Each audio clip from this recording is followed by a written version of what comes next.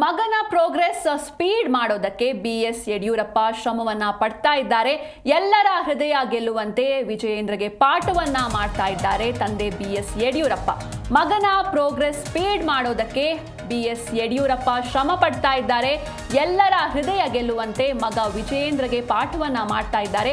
ಮಗನಿಗಾಗಿ BSY ತಯಾರಿ ಹೇಗಿದೆ ಅಂತ ನೋಡೋದಾದ್ರೆ ಎಲ್ಲರನ್ನ ಸರಿದೂಗಿಸಿಕೊಂಡು ಹೋಗೋದಕ್ಕೆ ಬಿಎಸ್ ಯಡಿಯೂರಪ್ಪ ಹರಸಾಹಸವನ್ನ ಪಡ್ತಾ ಇದ್ದಾರೆ.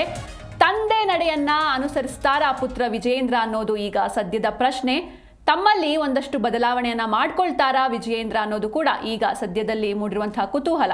ಮಗನ ಬಗ್ಗೆ ಇರುವಂತಹ ಕಾಳಜಿ ಬಗ್ಗೆ ನೋಡೋದಾದ್ರೆ ಪ್ರತಿದಿನ ಆಪ್ತರ ಬಳಿ ವಿಚಾರಿಸ್ತಾ ಇದ್ರು, ನಿತ್ಯ ಕಚೇರಿಗೆ ಬರ್ತಾರಾ ವಿಜಯೇಂದ್ರ ಅಂತ, ಜೊತೆಗೆ ಎಲ್ಲರೊಂದಿಗೆ ಸಲುಗೆಯಿಂದ ಮಾತನಾಡ್ತಾರಾ ಅಂತ ಕೂಡ ವಿಚಾರಿಸ್ತಾ ಇದ್ರು. ಜೊತೆಗೆ ಎಲ್ಲರ ಊಟೋಪಚಾರ ವಿಚಾರಿಸಿದ್ದಾರಾ, ಹೀಗೆಲ್ಲ ಹತ್ತಾರು ಪ್ರಶ್ನೆಗಳನ್ನ ಕೇಳ್ತಾ ಇರುವಂಥದ್ದು ಯಡಿಯೂರಪ್ಪ. ಜೊತೆಗೆ ಮಗನ ನಡೆಯಲ್ಲಿ ಸೌಜನ್ಯವಿಲ್ಲದಿದ್ರೆ ಹೇಳಿ, ನಾನೇ ಕರೆದು ತಿಳಿ ಹೇಳ್ತೀನಿ ಅಂತ ಆಪ್ತರ ಬಳಿ ಅದೆಷ್ಟೋ ಬಾರಿ ಹೇಳಿದ್ದಾರೆ. ಈಗ ಖುದ್ದು ತಾವೇ ಕಚೇರಿಗೆ ಬರಲಾರಂಭಿಸಿದ್ದಾರೆ. ರಾಜ ಹುಲಿಯದ್ದೇ ವಿಚಾರ ಇದು. ಅಂದರೆ ಯಡಿಯೂರಪ್ಪ ನಡೆದು ಬಂದದ್ದೇ ಹಾಗೆ, ತನ್ನ ಮಗ ವಿಜಯೇಂದ್ರ ಕೂಡ ಅದೇ ಹಾದಿ ಹಿಡಿಬೇಕು ಎನ್ನುವಂಥ ಆಸೆ ಅವರಿಗೆ.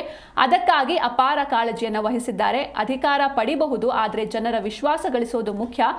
ಎಲ್ಲರ ಹೃದಯ ಗೆಲ್ಲುವಂತೆ ನಡವಳಿಕೆ ಇರಬೇಕು. ಈ ಆಶಯದಲ್ಲಿ ಯಡಿಯೂರಪ್ಪ ಈಗ ಅಖಾಡಕ್ಕಿಳಿದಿರುವಂಥದ್ದು.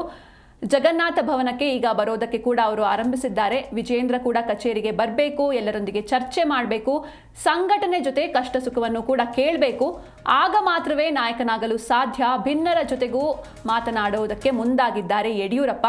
ಎಲ್ಲರನ್ನ ಸರಿದೂಗಿಸಿಕೊಂಡು ಹೋಗೋದಕ್ಕೆ ಬಿಎಸ್ ಯಡಿಯೂರಪ್ಪ ಹರಸಾಹಸವನ್ನ ಪಡ್ತಾ ಇದ್ದಾರೆ. ಆದರೆ ಇದೆಲ್ಲವನ್ನ ಮಾಡ್ತಾ ಇರೋದು ಮಗ ವಿಜಯೇಂದ್ರನಿಗಾಗಿ. ತಂದೆ ನಡೆಯನ್ನ ಈಗ ವಿಜಯೇಂದ್ರ ಅನುಸರಿಸ್ತಾರಾ ಎನ್ನುವಂಥ ಪ್ರಶ್ನೆ ಈಗ ಸದ್ಯಕ್ಕೆ ಮೂಡಿರುವಂಥದ್ದು. ಅಪ್ಪನ ಆಶಯದಂತೆ ತಮ್ಮಲ್ಲಿ ಒಂದಷ್ಟು ಬದಲಾವಣೆಯನ್ನ ಮಾಡ್ಕೊಳ್ತಾರಾ ಎನ್ನುವಂಥ ಪ್ರಶ್ನೆ. ಇದೆಲ್ಲದಕ್ಕೂ ಕೂಡ ಕಾಲವೇ ಉತ್ತರವನ್ನ ಹೇಳಲಿದೆ.